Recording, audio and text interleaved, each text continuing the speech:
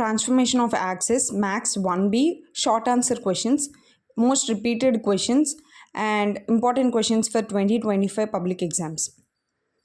ఈ పక్కన రాసినవన్నీ most repeated questions.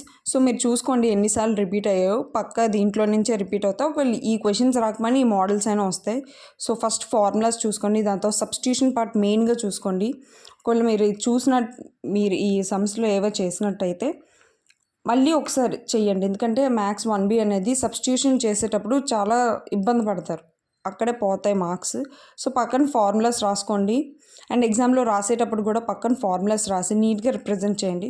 First 7 marks, దాంతో 4 మార్క్స్, దాంతో 2 మార్క్స్ అలా రాసుకోండి. లేకపోతే మీకు అన్నీ వచ్చు అంటే స్టార్టింగ్ నుంచి రాసుకొని రండి. బట్ 7 మార్క్స్ ఎందుకు ఫస్ట్ అన్నానంటే ఎక్కువ టైం టేకింగ్ తీసుకుంటుంది, సబ్స్టిట్యూషన్ పార్ట్లో పోతుంది కాబట్టి ఫస్ట్ 7 మార్క్స్కి వెళ్ళండి, దాని తర్వాత 4 మార్క్స్, దాని తర్వాత 2 మార్క్స్.